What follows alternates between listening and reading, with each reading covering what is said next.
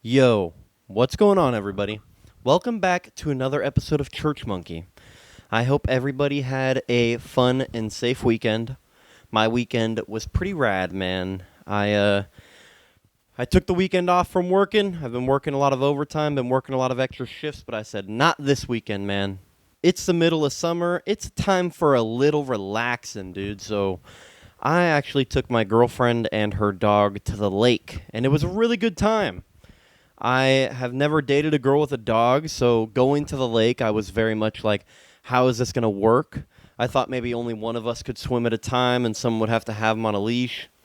Because, I lied. I have gone to the beach with small dogs. My mom, she has a couple small dogs, and we've gone to the lake or to the river, whatever, the beach. Same shit, different toilet, you get what I mean. But my girlfriend's dog is a Mastiff. He is a big boy. I think she said he's like 90 pounds. Oh my gosh, he is tall too. When he's laying in the bed, he takes up like the whole bed, man. It's crazy. So going to the lake, I was like, how are we going to do this? With the small dogs, you can tie him to an ice chest, tie him to one of the stakes in the canopy or something, you know? Not that dog, that 90-pound dog would rip that canopy right out the sand. But then my girlfriend showed me they actually make dog steaks, which I've never, not like, hold on. Okay. I guess there are two types of dog steaks. There are steaks for dogs that they eat, that's like a steak. But I'm talking about a steak that you drive into the ground that has a little attachment on it to put the collar on. And that shit, I was skeptical at first because it's just a piece of metal. And I was like, I don't know how this will do. The sand's wet and whatnot. But it has like a corkscrew, and you just kind of screw it in as far down as it can go. I tried ripping that shit out with all my might, and it was not coming out. I could see if he was a young Mastiff, maybe he could rip it out, but he's like 8. He is an old boy, so if I can't pull it out, he ain't pulling it out. And yeah, that was pretty nice. We got him a 25-foot leash and that dog stake, so that way he could kind of not have complete free roam, but yeah, he had a lot of roaming. 25 feet is quite a bit. As soon as we get there, he was rolling in the mud. I was like, bro, just having flashbacks, or I guess forward backs, or no, flash forwards to what my car is going to look like. He's rolling in the mud. I'm having a flash forward, flash future. What would you even call that? I don't know. I'm seeing the future. He's rolling in the mud, and I'm just like, bro, my trunk is going to be so fucking dirty. He's a black dog, but he could have been tan that day. At least maybe dark brown. He was very dirty.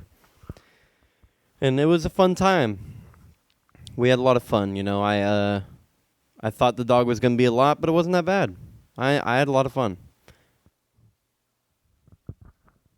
But there was this family next to us.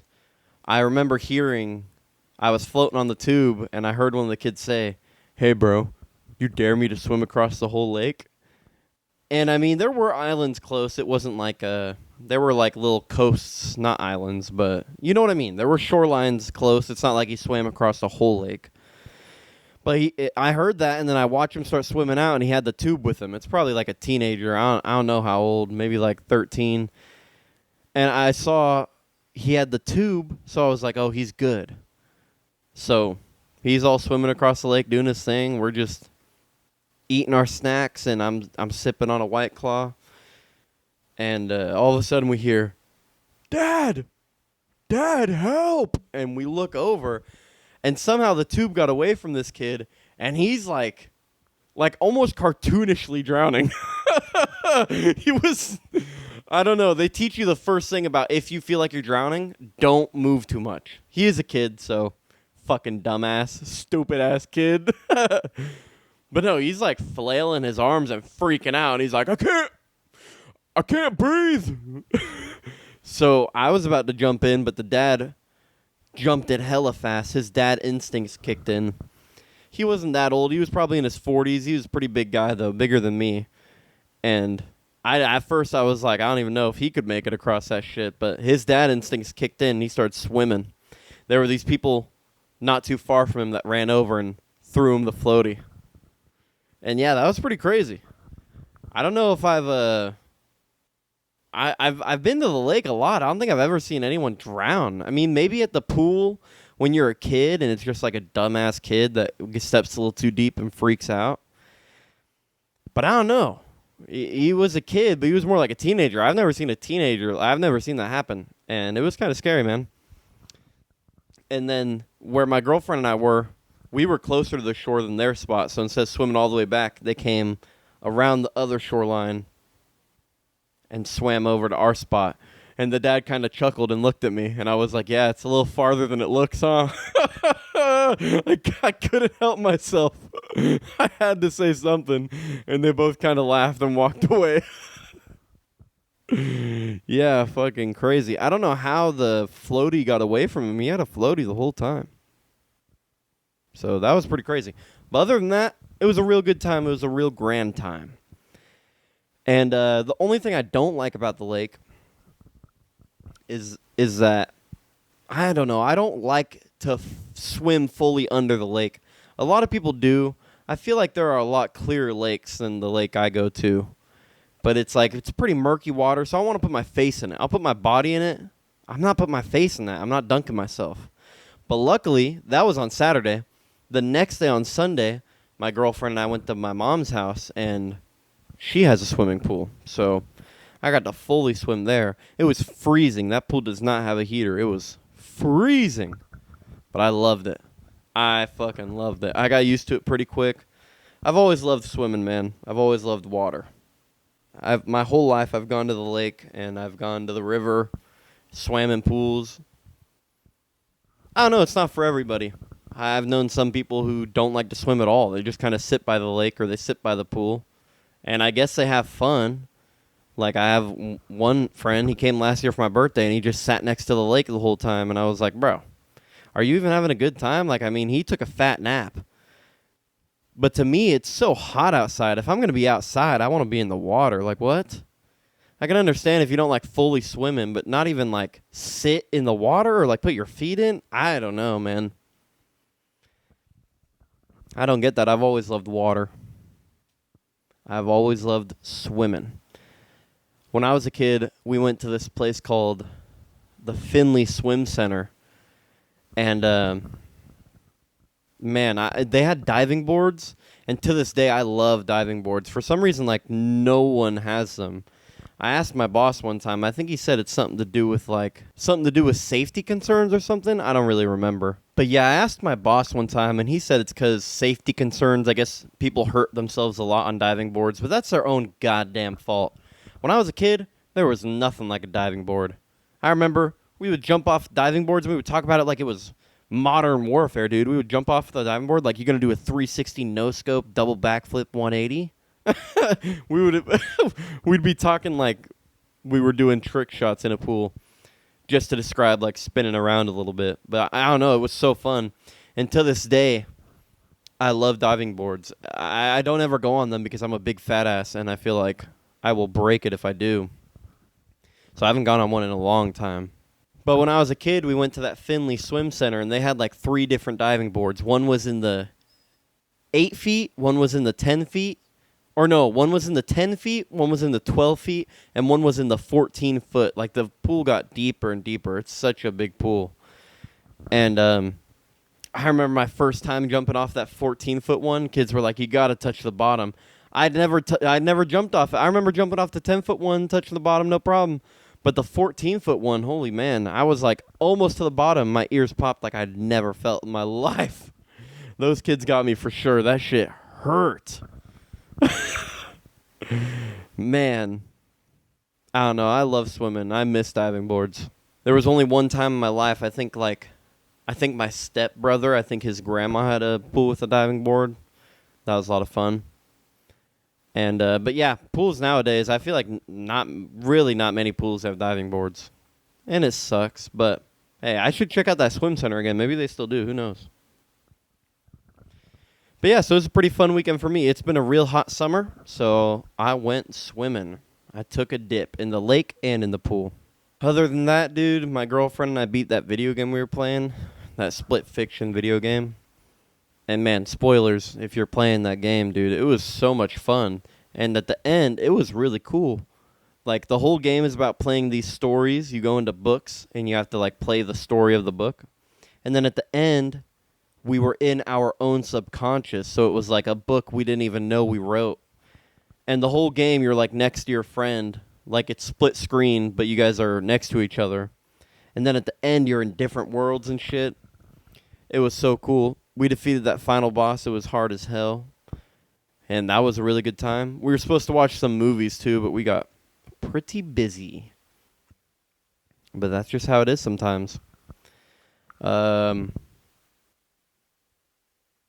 What movies were we going to watch? She wants to show me Divergent. I've never seen that movie. It used to be really popular, and I've always been very anti-popular. It's just the way I go. So, like, I never watched it.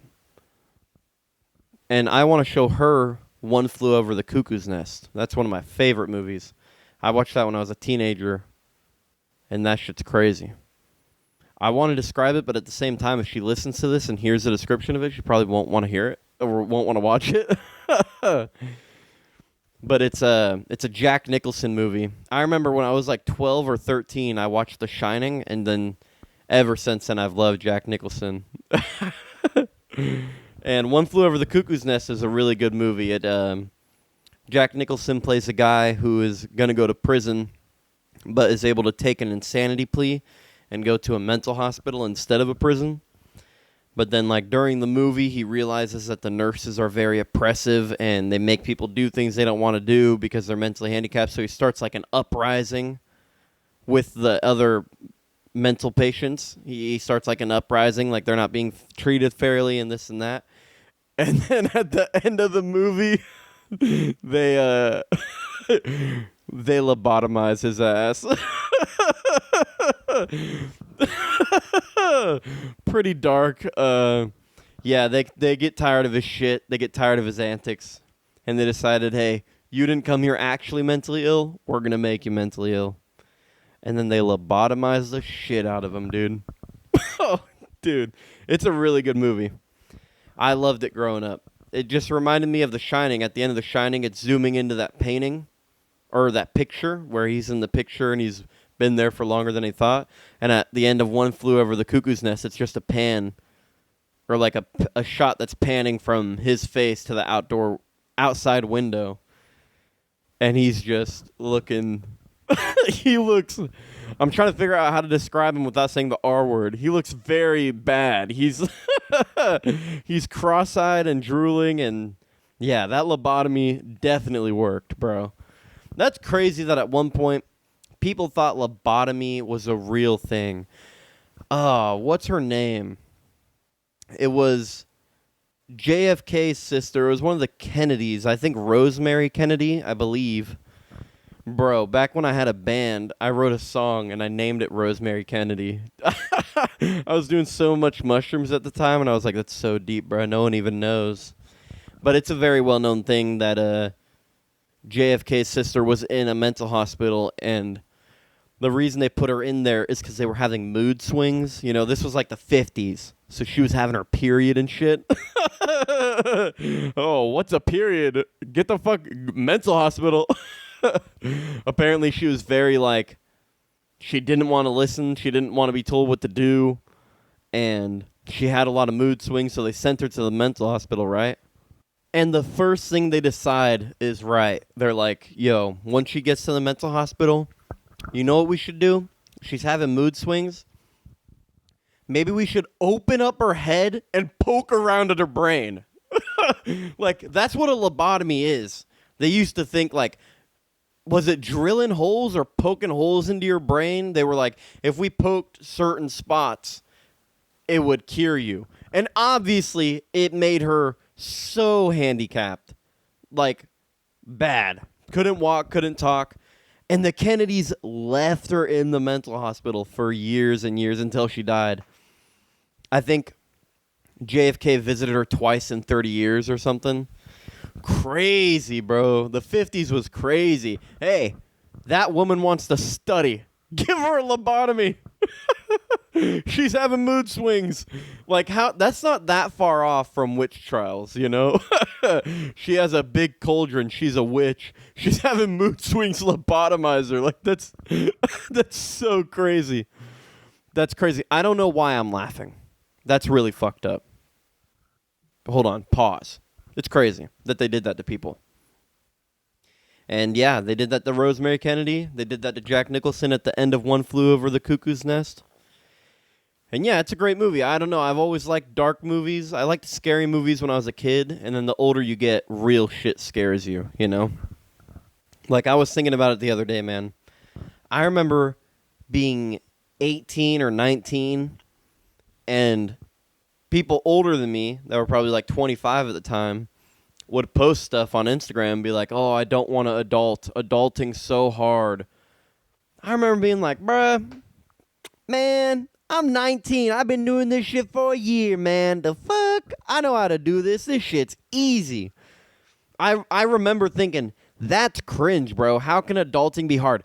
Well, go to work, pay your rent. Like, I was living on my own at 19.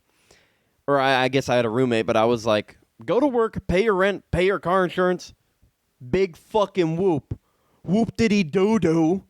Who cares? It's just being an adult. But man, the older I get, I'm turning 24 next month, and it's like, holy shit. I haven't been to the doctors in so long. I have so many health issues, and I just ignore it, and I don't go to the doctors. And I think that's what they meant by adulting is hard. Yeah, everyone pays their rent and pays their car insurance, but you're supposed to, like, go to the doctors and make sure you're okay, you know? I just thought about that the other day. I haven't been in at least 5 years. I think the last time I went, I was like 19, maybe 18 and a half. And I remember I was on, like, a Zoom call because it was during COVID, and they were scheduling me something. And I had to go meet up with this girl or something. Of course, it's always about a girl. And I remember being like, man, the doctor was late. I was like waiting for 15 minutes past. And I was like, man, I gotta go hang out with this girl. And something just clicked where I was like, oh, I'm 19, bro. I'm an adult. I don't have to do any of this. Such a bad thought to have, bro. And then it's been the fucking damn near 5 years I have not been to the doctors. I could have cancer on my head, on my big bald head, and I wouldn't even know. Like, that's fucked up, bro. You gotta go get your checkups. You gotta do your shit, man. You can't just ignore everything. So I think I agree at this point. And adulting is definitely very hard. Like, man, yeah, adulting's fucking hard. Because not even just that, like doctor's appointments and shit, but like adult relationships. Man, I could talk a whole hour just about that. Shit's hard, man. I see a lot of lonely adults, and I feel really bad. You know, when you're an adult, you got to have a hobby. When you're a kid, you go to school, there's hundreds of kids, tons of kids, dozens of kids. You meet other kids, you have fun, you play on the playground. As an adult, there is no school. Unless you want your friends to be your coworkers, which it's like, that's okay, you could do that. But you do have to be around them all the time at that point. You have to have some hobbies. A lot of adults don't understand that. I see a lot of adults posting about how they're lonely, and you really need a hobby. Whether it's going to concerts or doing stand-up or like, those are the two examples I can think of because it's what I do. I've met quite a few people going to concerts and just talking to people. I guess it must be a lot harder if you're an introvert. I'm very extroverted. I'll meet someone at a concert and just be like, yo, you're cool, man. What's your Instagram? Let's hang out. Like, but a lot of introverted people, I guess they go to concerts and they just don't talk to anybody. I never really thought about that.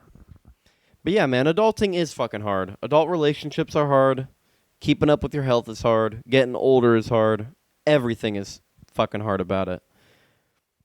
I think everyone has this experience, but I remember being like 13, 14, and I was like, man, when I can have a car and a job, I can do whatever I want and no one can stop me.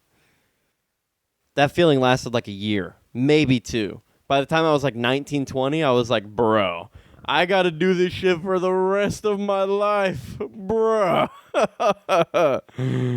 Yeah, that's how it goes.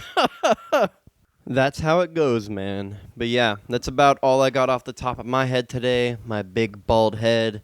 Fools really be hating when I post YouTube shorts and I got a little hair on my head. Like, I'm lazy. I don't want to shave my head. Please stop roasting me. I'm not a roast comic. I don't find it funny and it hurts my feelings. But yeah, I was very lazy this week. No hair shaving for me. I was going to for the camera, but then I thought, fuck you. Who cares? Fuck off. That's all I got for this week. One of the topics I do have, though, I watched this video. Apparently there's a big Key and Peele beef going on, which is pretty crazy. I loved Key and Peele when I was in high school. That was one of those shows, I mean, it's kind of like exactly like the Dave Chappelle show. I remember when I was a teenager, I'd watch the Dave Chappelle show and Key and Peele, like back to back. Watch that shit all day. Play video games while watching that shit all day long. And apparently there's a big Key and Peele beef. Some people are saying that Keegan-Michael Key, they're saying that his wife is kind of the Yoko Ono of Key and Peele, if you catch my drift. If you know the Beatles lore, you know Yoko Ono. And, yeah, apparently there was this female comic, I think she's from New York, and she did this whole, like, comedy thing where it was, like, kind of comedy, but it was kind of like a play. She kind of had, like, a band on stage, but it was just her talking, so it wasn't like a play. But she made all these references that was definitely about Key and Peele and about how Keegan-Michael Key's wife has apparently stopped him from taking a lot of opportunities. Apparently she's, gotten in the middle of a lot of stuff. And I just think that's crazy, man. I did think about it a couple years ago, and I was like, I see Jordan Peele on so much. He's directing so much. Like, he's everywhere. And I don't see Keegan-Michael Key anywhere. And apparently that's it. It's his wife. The girl who did the stand-up, she was making a movie with Keegan-Michael Key or something like that. And, apparently his wife wanted, like, full creative control, and she wanted to run things, and she wanted things done her way. And it's like, damn, bro. That's crazy.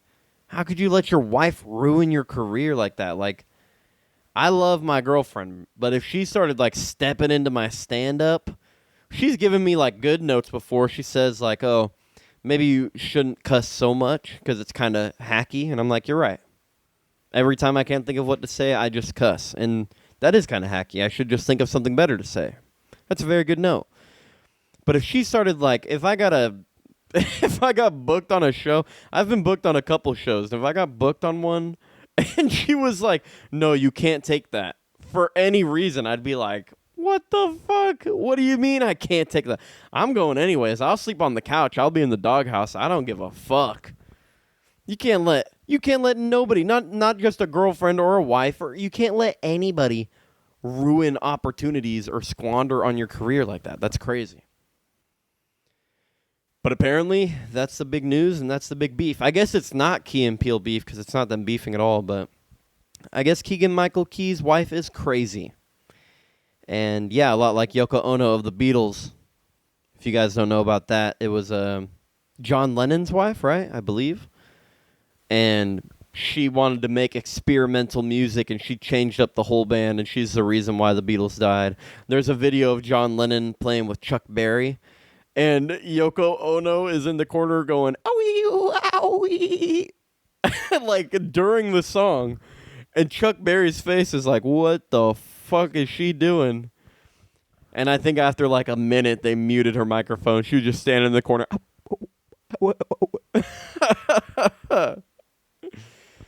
So, I mean, I guess it happens. Men will do anything for pussy. I think that's been proven time and time again throughout history. So, yeah, I just think that's crazy. I always wondered why Key and Peele stopped, because they were a really big show. I really liked them, at least. And all my friends really liked them, so kind of blew my mind when they stopped. And I guess that's why. And that would make a lot of sense. Maybe she wanted him to have a bigger cut or bigger say, and Comedy Central was like, oh, hell no. And then the last thing I want to talk about, just real quick before we get to the album of the week and wrap up the podcast, I just wanted to say, I know this might not be too hot of a take, but like Drake fucking sucks, man. Holy shit. Drake is so bad. I was thinking about this the other day. I've seen a lot of clips of streamers that are dick riding Drake and his new album. And it's like, you guys are all obviously on payroll. Nobody's bumping. I ain't never heard nobody bump Drake. Or at least this new Drake. And I was just thinking about it, and he used to be so good. I remember watching that Sprite commercial, first name ever, last name greatest. I remember watching that and being like, this is the Degrassi guy? This is the guy from the wheelchair? Man, that's cool. Like, for so long, he was like a cool rapper. Where did it go wrong? Was it Hotline Bling? That song fucking sucked. That song sucked so bad. I just wanted to say that real quick because a lot of people be like bumping, quote unquote, bumping this new Drake album. Just know they're all getting paid. Nobody is listening to this new Drake album. This shit fucking sucks. I think the last good one, the last song I liked that he released was God's Plan. God's Plan. I don't even remember what album that was on. I think I was like a freshman when that came out. That was hella mad long ago. Drake fucking sucks. Drake is mad stinky. I can't think of anyone that had a bigger fall off. And it's not just because of the Kendrick stuff. I do very much like Kendrick Lamar. But I've liked Kendrick Lamar forever. I remember when I was a kid hearing him on the radio. He's just so deep and his flow's so fire. Drake has always been like pop. Like he's not like a rapper. So I never understood that beef. I don't think they're anywhere on the same level or like that even makes sense. So I'm not saying that because I'm dick riding Kendrick. I'm just saying like I was a fan of Drake at one point. And something went wrong, bro. That Canadian goose got to his head, bro. Oh, I don't even know what went wrong. And while we're on the topic, you know what? You know what else I fucking don't like? Fuck it, dude. You know what else I don't like? Cover bands, man. Fuck them. Fuck them, bro. It's only cool if you're like 50 and up and you're in an Eagles cover band or a Led Zeppelin cover band. If you're like 20 and you're in a Blink-182 cover band, write some fucking music, bro. Like, I think I'd respect someone who had AI write their lyrics more than a cover band. I think I would rather someone has AI write lyrics, because a cover band's like, anyone can play Blink-182 on the bass. I can play a few of their songs. Do you know how hard it is to write a song? Like, seriously. Cover bands fucking stink, dude. There's this cover band in my town who's an Eagles cover band, and they're all like just older dudes that like to play music on their free time. That's cool. I've seen bands that like promote themselves, and they're like, yeah, we're a My Chemical Romance cover band. And they're like dudes in their 20s. I'm like, what the fuck? What are you doing? God. And I mean, I bet their cover band will be way more successful than I ever will be or whatever. But I don't care. When I had a band, it was just me on the bass and a guy on the guitar, and we wrote some bangers. Maybe not as big as bangers as Blink-182 wrote, but you know what?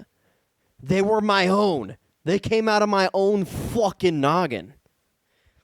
And that shit's harder. Everyone can write a riff and be like, oh, this riff sounds good. But then to make just all the parts of a song, to make a riff go to a chorus and make it like blend right, music is fucking hard, but it's not hard to copy someone else's music. And I don't know where this is coming from. I think I saw a specific video or something of a cover band. Fuck them. Fuck them. And that's going to be all for this week's episode of Church Monkey. I hope you guys enjoyed. I very much appreciate you guys for listening. The album of the week this week is going to be Council of the Dead by Famous Last Words. Famous Last Words, man, they're a smaller emo band. They were kind of popular when I was in middle school, but I don't think they make music anymore. They're a really good band, though. I'm a sucker for emo music when it goes from that high-pitched singing to that guttural screaming. Dude, I just love it. The heavy guitar, I love it. It's my guilty pleasure. And if you like emo music, go listen to Council of the Dead by Famous Last Words. That's going to do it for this week's episode of Church Monkey.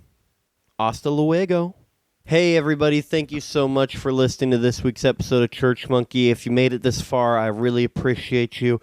If you want any exclusive content or our social medias, all that will be at churchmonkey.com. Thanks for listening.